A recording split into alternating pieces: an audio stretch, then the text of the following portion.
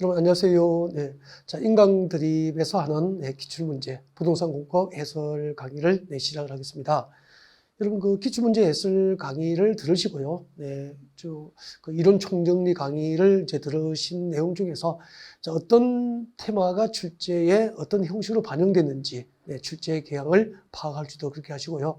그다음에 그 단순한 문제풀이 과정이 아니고요. 이 기출문제를 통해서 핵심적인 테마를 이론 강의를 다시 한 번 더 복습한다. 그런 의미를 갖게 되는 그런 강의라고 생각을 합니다. 그래서 문제풀이와 핵심 요약 정리를 한꺼번에 끝낼 수 있는 아주 멋진 제대로 된 기회가 아닐까 그런 생각이 듭니다.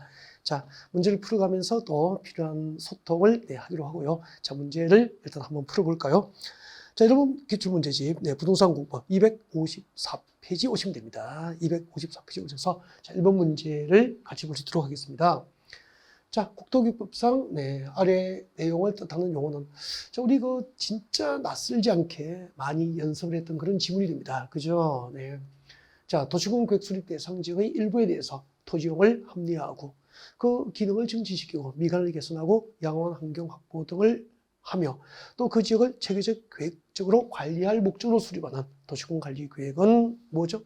지구 단위 계획이죠. 지구 단위 계획에 대한 용어를 설명한 거죠. 우리 지구 단위 계획은 평소에 이렇게 개념 정의됐잖아요. 여러분 잠깐 보실까요? 여러분 여기가 이제 서울특별시예요. 서울특별시, 서울시가 되죠. 그러면 우리가 배우기를 한 개의 도시나 한 개의 군 단위로 수립하는 국토계획이 뭐죠? 하나의 도시나 하나의 군 단위로 수립하는 국토계획을 저희들은 그렇죠. 도시군 계획이다라고 배웠다고요. 네.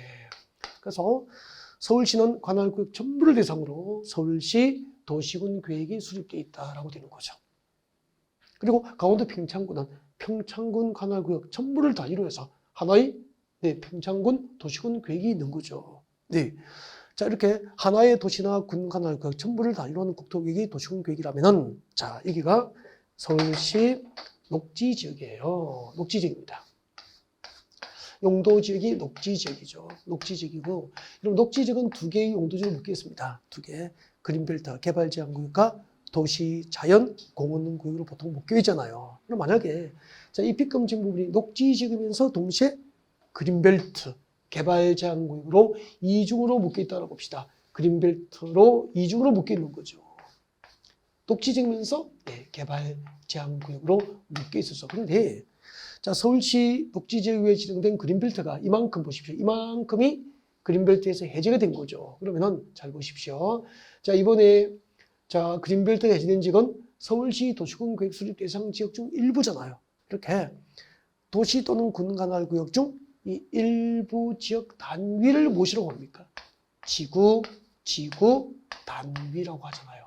그리고 그 일부 지역 단위의 도시군 관리 계획을 지구 단위 계획이라고 하고 그 지구 단위 계획을 수립하기 위해서 지정하고 변경하는 것을 도시군 관리구역으로 결정해서 고시하면 이것을 우리는 지구 단위 계획이다라고 했잖아요. 그래서 하나의 도시와 군 관할구역 전부를 단위로 하는 국토계획이 도시군 계획이라면 그 도시군 계획 수립 대상 지역 중 일부 지역 단위의 도시군 관리 계획을 지구 단위 계획이라고 한다. 그렇게 되는 거죠. 이거요. 그 지구 단위 계획에 대한 용어가 정답을 결정한 적이 한 3-4번 정도 돼요. 진짜 출제비가 높다라고 볼 수 있는 거죠. 네. 자, 같이 한번 읽어볼까요? 자, 지구 단위 계획이란 도시군 계획 수립 대상 지역. 여기서 도시군 계획 수립 대상 지역은 도시 또는 군 관할 구역이잖아. 자, 이렇게 한 개의 도시나 한 개의 군 관할 구역 중 일부 지역이죠. 도시군 계획 수립 대상 지역의 일부에 대해서 수립하는 도시군 관리 계획을 지구 단위 계획이라고 한다. 그렇게 하시면 되죠. 그래서 정답은 2번이고요. 자, 토지용의 합리화부터 이제 그 지역을 체계적 계획적으로 관리하기 위해서 이것은 지구 단위 계획 수립 목적이니까 참고만 하시면 돼요. 그래서 핵심은 밑줄 그리는 게 핵심이잖아. 도시군 계획 수립 대상 지역 중 일부 지역을 단위로 수립하는 도시군 관리 계획을 지구 단위 계획이라고 한다. 그렇게 하시면 되는 거죠. 네. 자, 지구 단위 계획에 관한 1번 문제였고요. 그 다음에 2번 문제 같이 볼까요? 네. 2번 문제, 그렇죠. 2번 문제도 그 국토교육법상 이제 용어 정의에 관련된 문제, 용어 정의에 관련된 문제인데 중요하죠. 자, 보겠습니다. 국토교육법상 용어 정의에 관련된 조문의 일부이다. 가로에 들어갈 내용을 바르게 연결된 것은 그렇게 되어 있습니다. 평소에 우리가 이제 공부를 많이 했던 내용인데 한번 보십시오. 여러분, 제가 항상 제 강의의 특징이 뭐죠? 정확하게 기본적인 개요를 이해해라. 그죠? 그리고 법으로 정의된 정확한 용어를 책 보지 않고 말할 수 있을 정도로 연습을 좀 하십시오라고 했을 거예요. 네. 그러면은 풀릴 수 있는 문제잖아요. 진짜 정직하게 공부하셔야 돼요. 보실까요? 용도 지구죠. 지금 여러분에게 이제 용도 지구가 무엇입니까? 라고 물으면은 대답을 할 수 있어야 되죠. 책 보지 않고 말할 수 있어야 돼요. 제가 이렇게 했잖아요. 용도 지구는 자, 이미 지정된 용도 지역이 있어요. 이미 지정된 용도 지역. 그러니까 여기에 주거 지역, 상업 지역, 공업 지역, 녹지 지역 등으로 이미 용도 지역이 지정되어 있다고.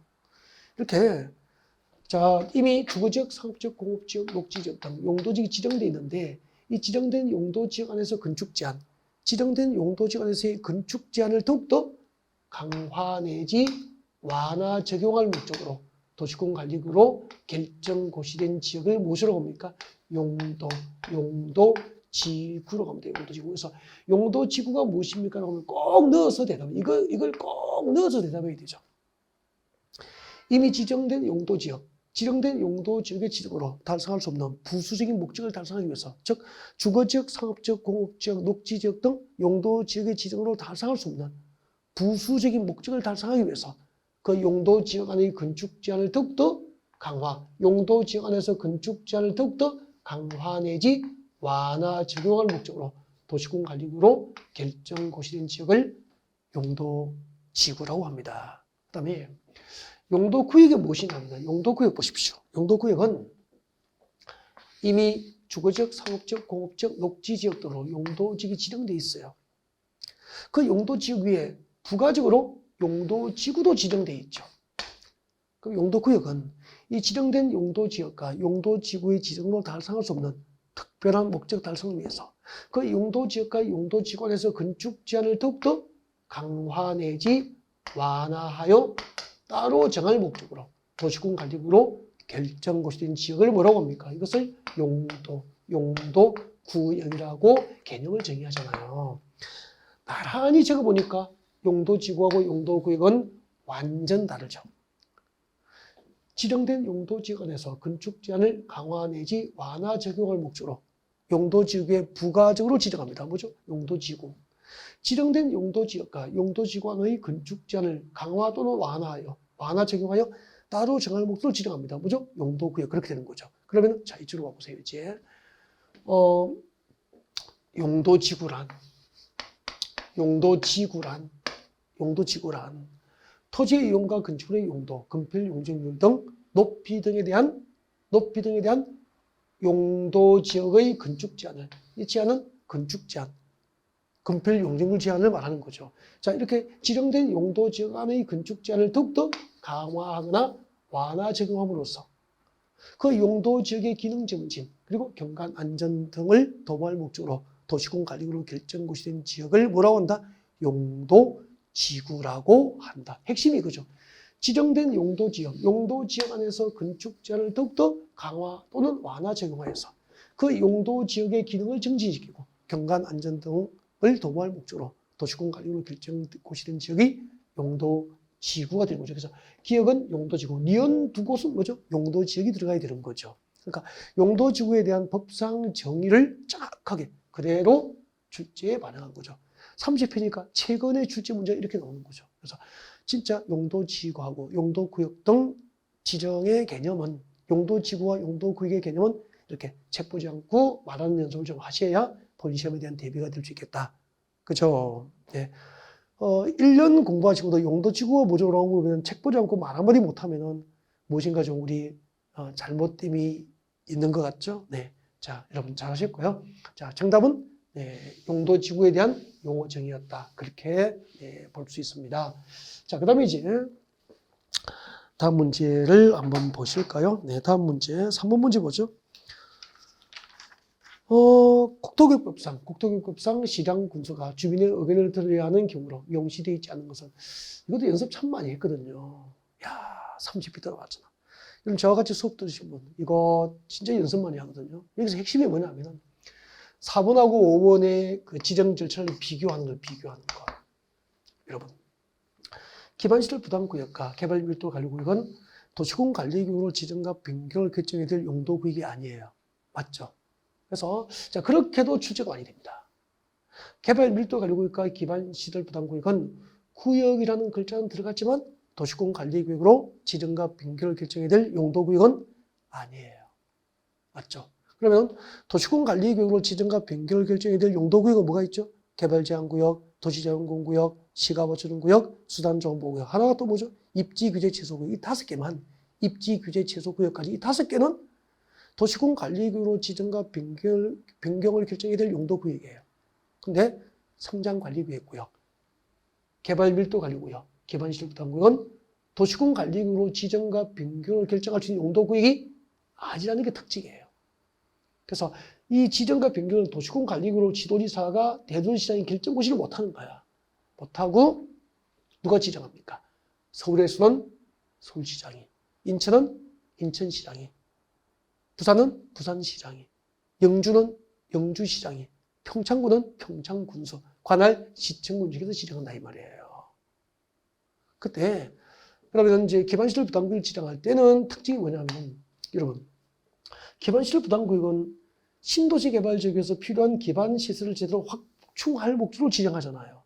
근데 기반시설 부담구역에서 기반시설, 신도시에 필요한 기반시설 설치에 대한 부담은 해당 지역에서 일정한 개발에 일하는 주민들에게 기반시설 설치에 대한 경제도 부담을 주게 되잖아. 그래서 주민의 의견을 듣습니다. 기반시설 부담구역을 지정할 땐 주민의 의견을 듣고 그리고 관할 시청군청에도 지정하니까 시청군청에 있는 도시기획위원회니까 시군도시기획위원회 즉 지방도시기획위원회 심의를 거쳐서 지방도시기획위원회 심의를 거쳐서 기반시설 부담구역이 지정되는 겁니다. 이렇게 해서 기반시설 부담구역을 지정하게 되는 거죠. 이게 지정 절차입니다. 주민의 의견을 듣고 지방도시기획위원회 심의를 거쳐서 지정해요. 근데 개발밀도관리구역은 주민 의견 청취, 주민의 의견을 들어야 한다는 규정이 없다는 게 특징이에요. 없이 관할 시청군청에서 지방도시기획위원회 심의를 거쳐서 관할 시장군수가 개발밀도관리구역을 지정을 하게 되는 거죠. 그래서 자 개발밀도관리구역과 기반시설 부담구역 모두 지방도시기획위원회 심의를 거쳐서 관할 지방자치단체장들 즉 해당 시장 군수가 지정합니다. 근데 기반시설 부담구역은 주민 의견 청취가 있다는 게 특징이고 개발밀도관리구역은 주민 의견 청취에 관한 규정이 없다는 게 특징이 되는 거죠. 항상 이 두 가지를 비교해 두시면요, 요긴하게 제 문제 풀이에서 쓰게 될 겁니다. 그러면은 시장 또는 군수가 주민의 의견을 들어야 하는 경우로 명시되지 않은 것, 주민의 의견 청취 규정이 명시되지 않은 것은 뭐죠? 개발밀도관리구역 지정 절차에는 주민 의견 청취 절차가 없다는 특징에서 정답은 5번 그렇게 되는 거죠. 그 다음에 다음 문제 볼까요? 여러분 지금 이제 총론 부분이니까 조금 간단하게 설명하고요. 나중에 이제 본격적으로 이제 국토계획, 강력도시계획부터 들어가면은 핵심 테마는 대부분 키포인트를 잡아서 다 정리 다 해드릴 거예요. 그래서 총 이론 강의, 총정리 이론 강의를 들으신 분이라면은 기출문제를 통해서 명확하게 어떤 테마를 위주로 포커스를 맞춰서 앞으로 수험 준비를 해야 될지, 그리고 출제 경향을 완전 파악해서 본 시험에 실수 없는 준비가 될 수 있도록 잘 도울 생각입니다. 그 다음에 4번 문제 보겠습니다. 국토계획법상 도시군관리계획, 도시군관리계획을 시행하기 위한 사업으로서 도시군계획사업, 도시군계획사업에 해당하는 것을 모두 고른 것은 그렇게 되어 있습니다. 여러분, 우리 도시군계획이죠. 도시군계획이 뭐죠? 그렇죠. 광역도시계획의 수립 단위는 광역계획근이고 도시군계획을 수립하는 단위는 하나의 도시와 하나의 군 관할구역 단위로 수립합니다. 도시 또는 군 관할구역 단위로 수립하죠. 그때 이제 도시군 계획에는 두 가지가 있잖아요. 도시 지역과 군 지역의 기본적인 공간 구조, 그리고 장기적인 발전 방향을 제시하게 될 도시군 기본계획이 있고요. 도시군 기본계획이 있고, 그리고 도시지역과 군지역의 토지를 관리하기 위한 도시군 관리계획이 있잖아요. 그때 도시군 관리계획으로 정책을 입안해서 결정하는 사업이 몇 개가 있죠? 세 가지가 있죠. 세 개. 도시군 관리계획으로 정책을 입안해서 결정하는 사업 세 개가 첫 번째가 무슨 사업이 있죠? 도시군 관리계획은 1번 용도지역, 용도지구를 지정 변경합니다. 2번 용도구역의 지정과 변경에 관한 계획입니다. 3번이 뭐죠? 기반시설 설치, 정비, 개량에 관한 계획이잖아요. 기반시설 설치, 정비, 개량에 관한 계획이죠. 그때 기반시설이 뭐죠? 도로 등이잖아. 도로, 지하철, 공항시설, 항만시설, 종합 공원, 녹지 등이 전부 도시 기반시설이잖아.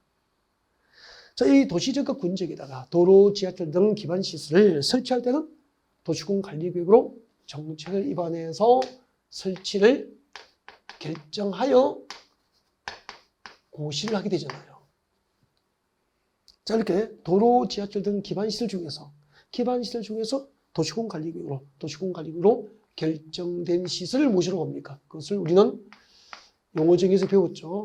도시군 계획 시설이라고 하잖아. 도시군 계획 시설이라고 합니다. 그래서 어느 정도 수준으로 용어 정의를 하셔야 되냐면은 도시군 계획 시설이 무엇입니까? 라고 물으면은 책을 보시고 말하는 연습하셔야 되죠. 이제 도로 등 기반시설 중 도시군 관리 계획으로 결정된 시설을 말한다. 이렇게 해야 돼요. 이게 도시군 계획 시설이잖아. 같이 해봅니다. 도시군 계획 시설이 뭐죠? 기반시설 중 도시군 관리 계획으로 결정된 시설을 말한다. 그렇게 되잖아요. 그리고 그 도시군 계획시설, 이 도시군 계획시설을 새로 설치하고 정비하고 개량하는 사업이 무슨 사업이죠? 도시군 계획시설 사업이 되는 거죠. 그러면은 자, 도시군 계획시설 사업, 즉 서울에서 도로 만들고 지하철 건설하고 공항을 만들고 그죠? 인천에서 항만을 조성하는 사업은 그 도시의 도시군 계획시설 사업이 되고 도시군 계획시설 사업은 도시군 관리계획으로 정책을 입안해서 사업이 결정되는 거예요. 그래서 그때 도시군 관리계획은 도시군 계획이니까 도시계획과 군계획으로 결정된 사업이기 때문에 그 도시군 계획시설 사업을 국토계획법상 도시군 계획 사업이다 라고 부르잖아요. 그래서 국토계획법상 도시군 계획 사업에는 첫 번째 무슨 사업이 있죠? 도시군 계획 시설 사업이 있다 이렇게 되잖아요. 두 번째 도시군 관리계획으로 결정하는 사업에는 무엇이 있죠? 그렇죠. 도시군 관리계획으로 도시개발 사업을 결정하잖아. 도시개발 사업. 그때 이제 도시개발 사업의 방법, 수용 방식, 환제 방식, 도시개발 사업 시행자 등을 그리고 도시개발 사업 절차를 별도로 규정하기 위해서 무슨 법이 만들어지죠? 도시개발법이 만들어집니다. 그래서 이 도시개발법상 도시개발 사업은 도시군 관리계획으로 정책을 입안해서 사업이 결정되기 때문에 국토계획법상 도시군 계획 사업에 해당하는 거죠. 그 다음에 정비사업이죠. 정비사업.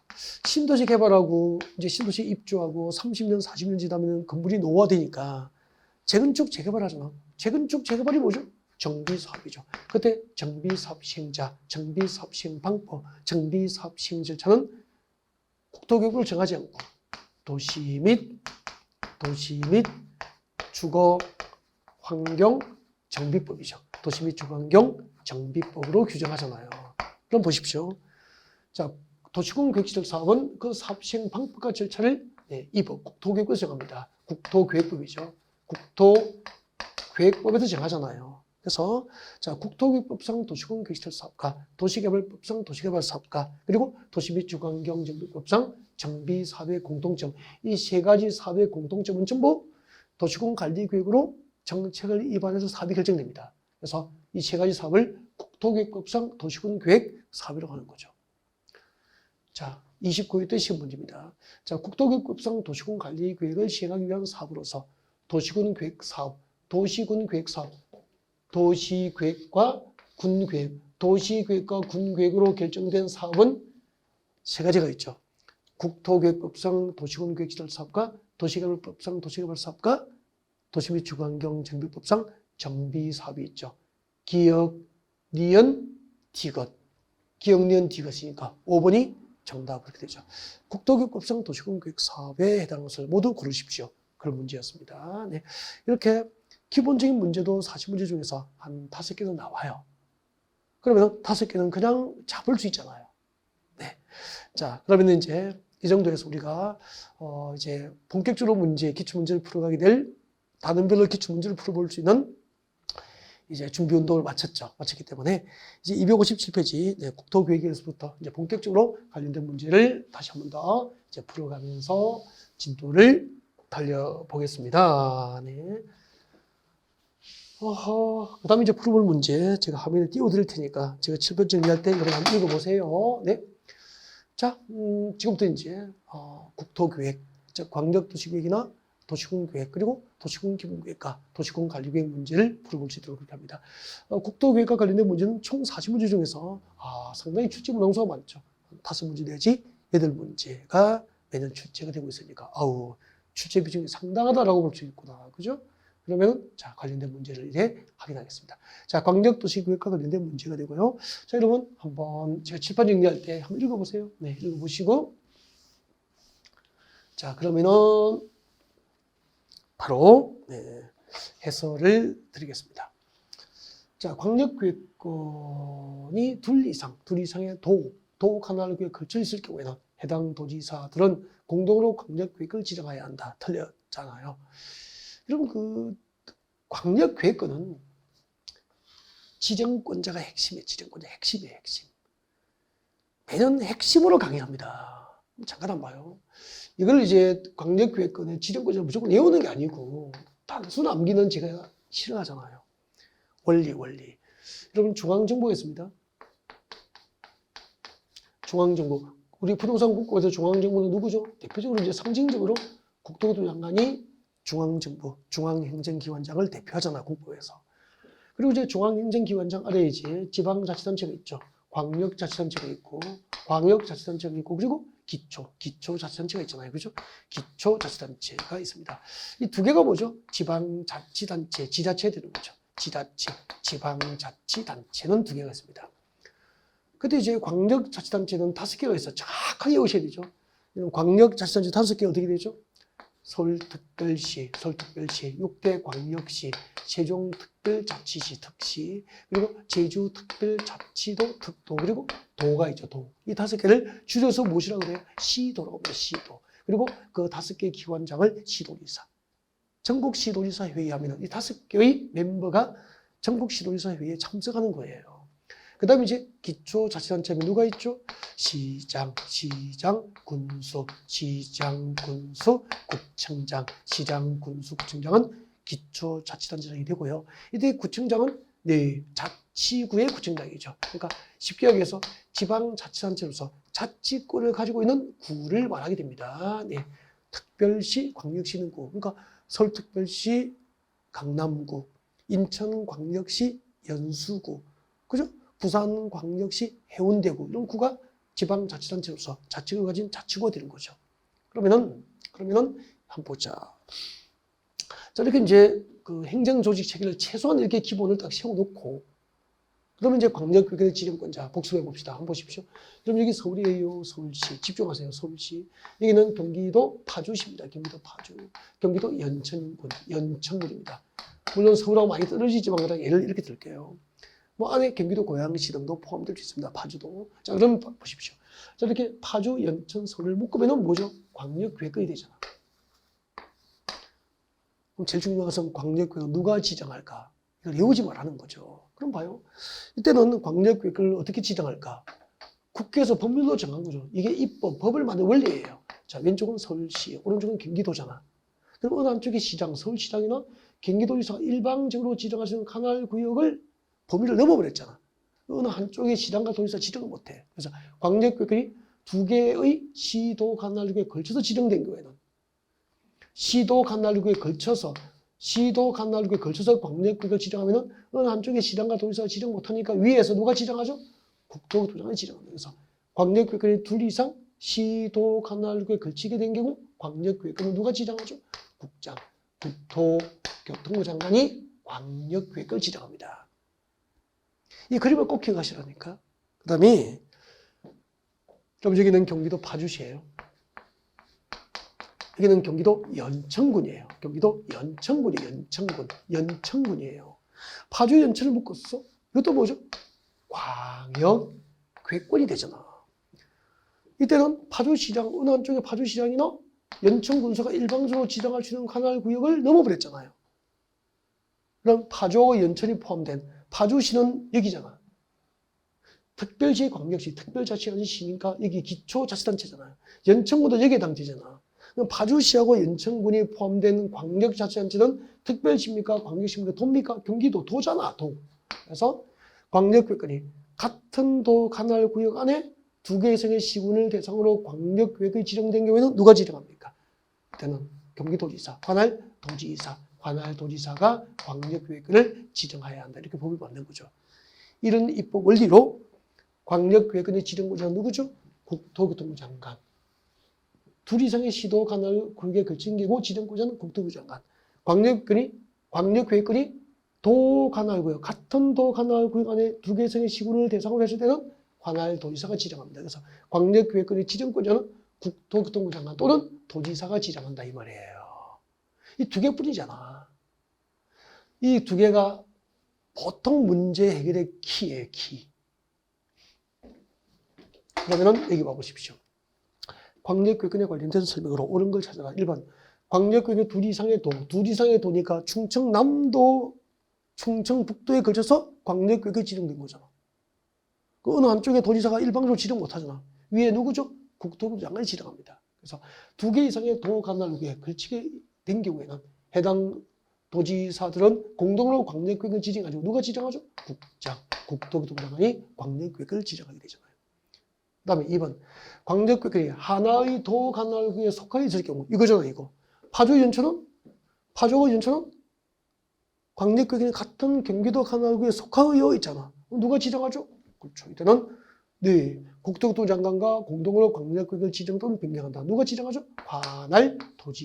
관할도지사가 지정하잖아요. 국토교통부 장관 또는 도지사 그대로 출제된 거잖아. 지난해 제가 이렇게 딱 가르쳐 드렸거든. 계속 이렇게 연습했다고. 3번. 도지사가 광역계획을 지정하려면 관계중앙행정위원장의 의견을 듣고 중앙도시계획위원회 심의를 취한다. 도지사가 지정할 때는 도에 있는 도시계획위원회니까 지방도시계획위원회 심의를 거치죠. 도도시계획위원회니까 지방도시계획위원회 심의가 되죠. 국토교통부에는 중앙도시계획위원회 심의는 뜬금없죠. 틀렸잖아요. 그 다음에 4번. 국토교통부 장관이 광역계획권을 변경하려면 관계되는 시도지사, 시장수의 의견을 듣고 지방도시계획위원회 심의를 취한다.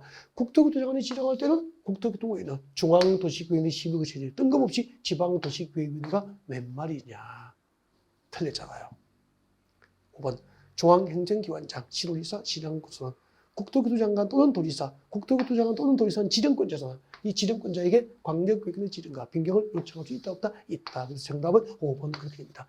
지난해 기출문제인데 평소 우리가 연습한 범위에서 그대로 나오죠. 그래서 이렇게 연습한 범위에서 출제되면 꼭 잡아주셔야 돼요. 왜냐하면 40문제 중에서 수험생이 풀 수 없는 문제가 9개 정도 되거든요. 매년 그래요. 매년 8문제, 9문제는 수험생이 풀 수 없는 수준으로 턱없이 난이도를 높였거나 작정하고 교재였거나 법준을 들고 가도 찾기 힘든 문제를 내버리니까. 그죠?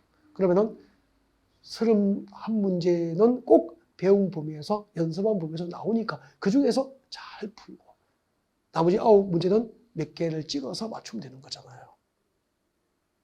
맞죠? 그 다음에 2번 문제 보겠습니다. 2번 문제. 모든 문제를 이제 상세하게 해설을 드릴 수는 없을 것 같고, 이렇게 좀 중요한 포인트, 키가 될 수 있는 빈출되는 문제 위주로 이제 좀 해설을 넓게 하겠습니다. 자, 다음 2번 문제 같이 볼까요? 네. 국토교육법상 광역도시계획에 관한 설명, 광역도시계획에 관한 설명으로 틀린 것은 1번. 동일 지역에 대해서 수립된 광역도시계획 내용과 도시군 기본계획 내용이 다를 때는 광역도시계획 내용이 우선한다. 왜 맞죠? 광역도시계획이 도시군 기본계획보다 상위 계획이니까 상위 계획이 우선하는 거 맞죠? 오케이, 이렇게 됩니다. 그 다음에 같이 볼까요? 광역계획권은 광역시장이 지정할 수 있다. 조금 전에 했잖아. 광역계획권은 둘 이상의 시도 관할구에 걸친 경우에는 국토교통부 장관이, 광역교회권이 같은 도 관할 구역을 대상으로 지정된 경우에는 관할 도지사가 지정합니다. 광역시장이 지정하는 경우는 없다. 광역교회권의 지정구장은 국토교통장관 또는 도지사에 계속 나오잖아. 그래서 틀린 것은 2번이 정답이 됩니다. 나머지는 이제 됐습니다. 됐고, 여기 잠깐 볼까요? 5번만 볼까요? 5번 설명 잠깐 할게요. 5번 설명 잠깐 드릴게요. 봐주세요. 이때 광역도시구역은 누가 수립해야 될까? 잘 봐요. 광역계획권이 둘 이상의 시도, 관할, 구역이 거치게 된 경우 광역계획권 지정은 누가 하죠? 국장. 광역도시구역 누가 수립하죠? 이거 보고 대답이 안 되면 답 못 찾는다니까. 누가 수립하죠? 시도지사. 즉 서울시장과 경기도지사, 공개된 시도지사가 협의합니다. 광역도시구역 내용을 협의하고 협의가 성립하면 시도지사 공동수립. 이게 원칙이에요. 광역계획권이 시도 관할 구역에 걸친 경우 광역계획권의 지정권자는 국토교통부 장관, 광역도시구역 시도지사가 공동수립합니다. 이게 원칙이에요. 그 다음에 시도지사가 공동수립한 광역도시구역 누구에게 승인받죠? 국토교통부 장관에게 승인을 받아야 됩니다. 광역계획권 지정이 있어도 몇 년 내에 승인 신청해야 되죠? 3년 내에 승인을 신청해야 됩니다. 만약에 3년 내에 승인 신청이 없으면 국토교통부 장관이 직접 광역도시구역을 수립할 수 있다. 그렇게 되잖아요. 이 관계. 근데 서울시장과 경기도지사가 광역도시구역 내용을 공동수립하려고 협의했어. 근데 협의가 성립하면 공동수립이잖아. 협의가 불성립, 협의가 성립되지 아니한 경우에는 서울시장과 경기도지사가 협의가 안 되면 단독 또는 공동으로 국토교통부 장관에게 광역도시구역 내용에 대한 조정을 신청할 수 있죠. 조정을 신청할 수 있어요. 단독으로 조정 신청할 수도 있고 공동으로 조정 신청을 할 수도 있죠. 누구에게? 국토교통부 장관에게 단독 또는 공동으로 광역도시구역 내용을 조정해달라고 조정을 신청할 수 있다 이 말이에요. 단독으로 조정 신청했어. 즉 서울시장의 경기도지사 어느 한쪽에서 일방적으로 단독으로 조정 신청했어. 자, 국토교통부 장관은 단독으로 조정 신청을 받은 경우에는 당사자 간에 충분한 협의가 안 됐다는 거잖아요. 그래서 단독으로 조정 신청이 있을 때는 국토교통부 장관이 기한을 정하여 당사자 간에 즉 서울시장과 경기도지사가 협의하도록 협의를 권고할 수 있고 그 기한 내에 협의가 이루어지지 않게 되면 국토교통부 장관이 중앙도시계획위원회의 심의를 거쳐서 직접 광역도시구역 내용을 조정할 수 있게 되는 거예요. 이 표를 연습을 많이 하셔야 됩니다. 나옵니다, 이런 표가. 자, 그러면 봐보십시오. 5번 한번 봐요. 자, 국토교통부 장관이 광역도시구역 조정 신청을 받아 광역도시구역 내용을 조정할 때는 국토교통부 장관이니까 어디 심의 거치죠? 중앙도시계획위원회, 중앙도시구역 심의를 거쳐서 조정을 하게 되는 거예요. 그리고 그 조정 결과를 광역도시구역을 수립한 자는 이를 광역도시구역 수립에 적극적으로 반영해서 광역도시구역을 수립을 해야 되는 거죠. 자기가 조정해달라고 신청했으니까 조정하면은 그 조정 결과를 광역도시구역 수립에 반영을 시켜야 한다. 이렇게 되는 거예요. 아셨죠? 네. 물론 이런 건 낯설지 않을 겁니다. 네. 정답은 아까 2번이었고요. 네. 5번 네. 핵심으로 집어서 설명을 드렸습니다. 그 다음에 자, 3번 문제 보겠습니다. 3번 문제. 국토교육법상 광역도시계획에 관련된 설명으로 틀린 것은 자, 광역도시계획 수립 기준 여러분 계속 나올 거예요. 기준 광역도시계획 수립 기준, 도시군 기본계획 수립 기준, 도시군 관리계획 수립 기준, 지구단위계획 수립 기준. 이 국토교육법상 각종 수립 기준은 서울부터 강원도 저기 제주도까지 전국적으로 기준이 동일해야 되거든요. 광역도시계획 수립 기준은. 그래서 전국적으로 기준이 동일해야 되니까 전국의 시도지사들이 기준을 정하면 기준이 시도별로 다를 거 아니에요. 그래서 항상 기준은 누가 정합니까? 중앙정부에서 정합니다. 이 공식처럼 외웠으면 좋겠습니다. 앞으로 국토교육법상 각종 수립 기준은 전부 국장. 수립 기준은 국장이 정한다. 공식처럼 외워버리자고. 편해요. 생각보다 자주 나옵니다. 문제 풀어보면 느끼게 될걸요. 일단 1번은 맞습니다. 그 다음에 2번 같이 볼까요? 광역계획권이, 이 3번이죠. 네, 광역계획권이 같은 도 관할 구역에 속하여 있을 경우 관할도지사가 광역도시를 수립해야 한다. 틀렸잖아요. 이 정답이네. 잠깐만요. 이쪽에 보세요. 여러분, 광역계획권이 파주, 연천을 묶으면 광역계획권 맞죠? 이때 광역계획권 누가 지정하죠? 관할 경기도지사가 지정합니다. 그때 광역도시계획은 똑같아. 관계되는 시장구수. 여기서 이 광역계획에 관계되는 시장구수는 파주시장과 연천구수잖아요. 관계되는 시장구수가 협의해서. 협의가 이루어지면 광역도시계획 내용에 관하여 협의가 이루어지면 네, 관계되는 시장구수가 공동 수립을 하게 됩니다. 위에 광역계획 시도 관할 구역에 걸치게 된 경우에는 시도지사가 협의해서 공동 수립. 광역계획 같은 도 관할구일 때는 시장구수와 협의해서 공동 수립. 시장구수가 공동 수립한 광역도시계획은 관할 도지사 승인을 받아야 되는 거야. 광역계획은 지정하고 몇 년 내에? 3년 내에 승인을 신청해야 돼. 3년 내에 승인 신청이 없으면 관할 도지사가 직접 광역도시계획을 수립할 수 있게 되는 거예요. 똑같이 원리가. 하나가 완벽하면 나머지는 따라가는 거라니까. 그래서 광역계획이 같은 도 관할구에 속하여질 경우 도지사는 광역도시계획 수립하는 거, 도지사는 광역계획을 지정하는 지정권자고 광역도시계획은 관계된 시장군수, 관계되는 시장군수가 협의해서 시장군수가 협의해서 공동으로 광역도시계획을 수립해야 한다. 그렇게 해야 맞는 거잖아요. 됐죠? 나머지 4분, 5분 중요해요. 4분, 5분. 4분 중요해요. 4분 설명드릴게요. 나머지 읽어보시면 되고. 시장구수가 기초조사 정보체계를 구축한 경우에는 여러분 광역도시계획 수립을 위한 기초조사, 여러분 광역도시계획 수립 절차가 어떻게 되죠? 광역도시계획을 수립하는 절차, 광역도시계획 수립 절차가 3단계거든요. 여러분 광역도시계획 수립할 때 제일 먼저 뭐 하죠? 기초조사합니다. 기초조사를 합니다. 두 번째 뭐 하죠?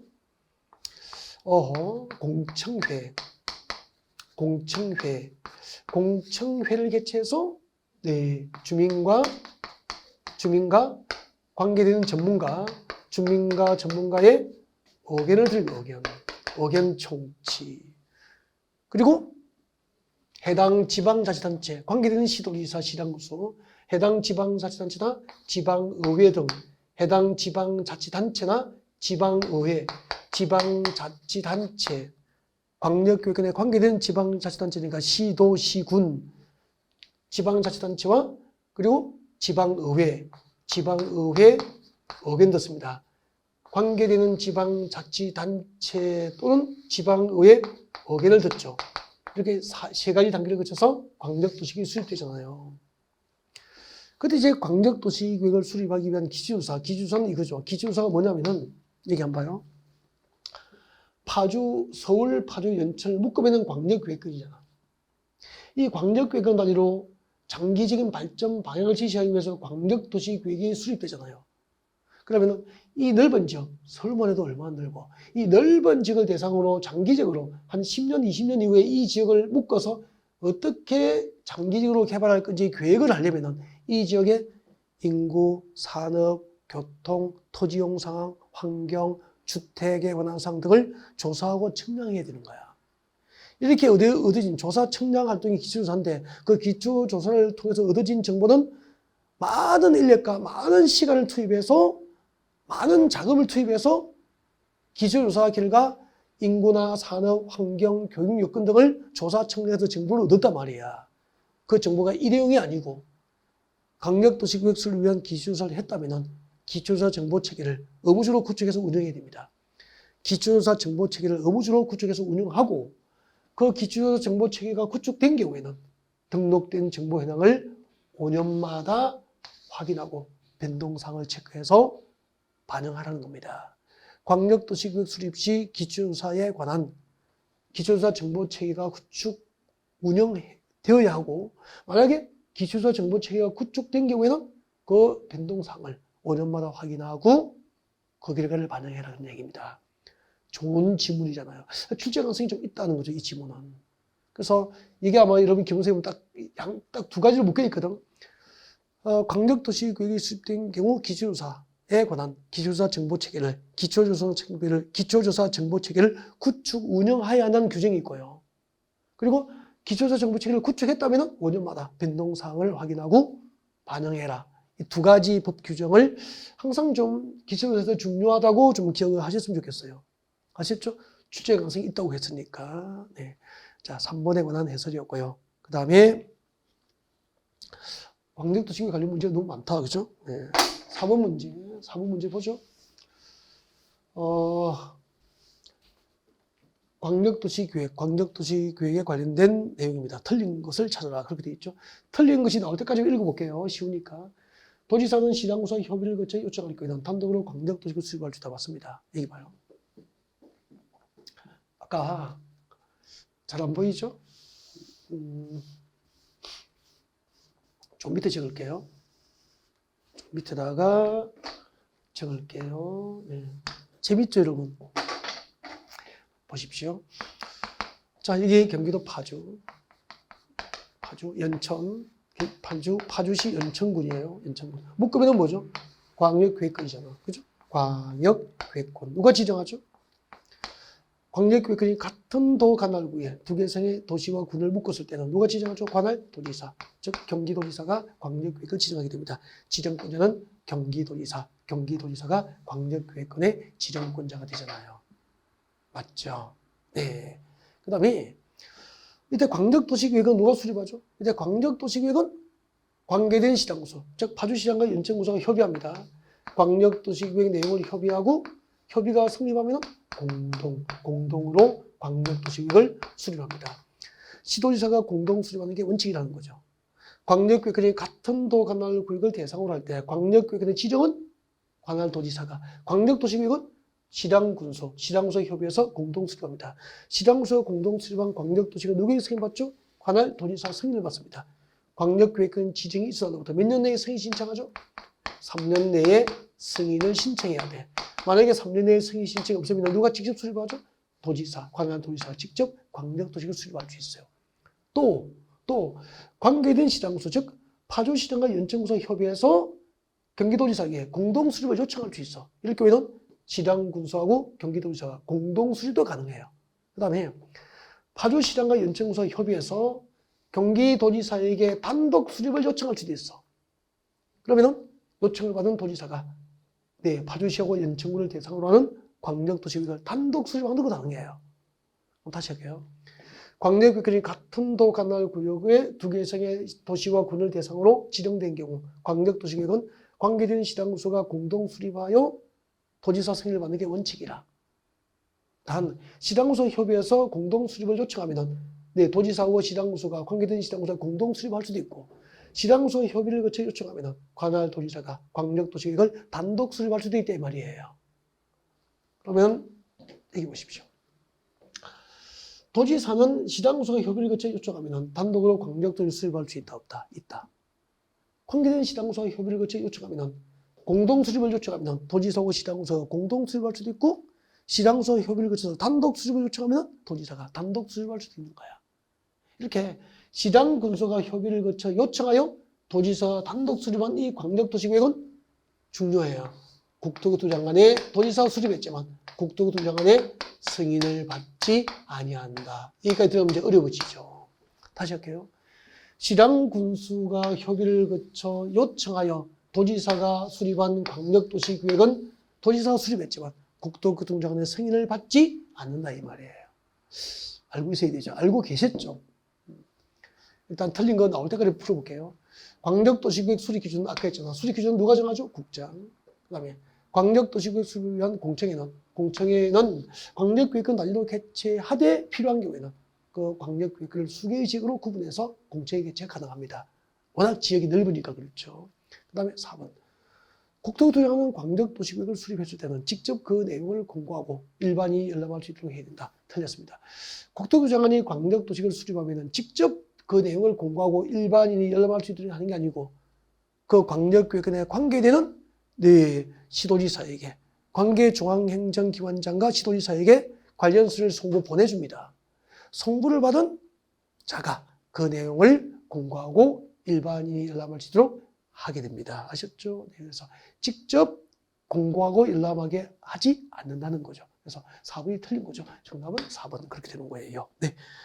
자, 여기까지가 이제 광역계획권하고 광역도시계획에 관련된 문제였습니다. 이 정도 풀겠습니다. 이제 5번 나와 있죠. 5번은 여러분이 한번 체크를 해보셨으면 좋겠습니다. 5번을 한번 체크를 해보셨으면 좋겠고 그동안 설명을 해드릴 내용들은 되게 설명이 된 내용들 같아요. 그래서 여러분이 한번 풀어보시고 네, 해설을 참고했으면 좋겠습니다. 그 다음에 이제 261페이지, 261페이지 도시군 기본계획입니다. 도시군 기본계획 문제를 풀겠습니다. 자, 문제를 풀기 전에 잠깐만요. 여러분 이제 문제를 한번 읽어보십시오. 저기에. 네.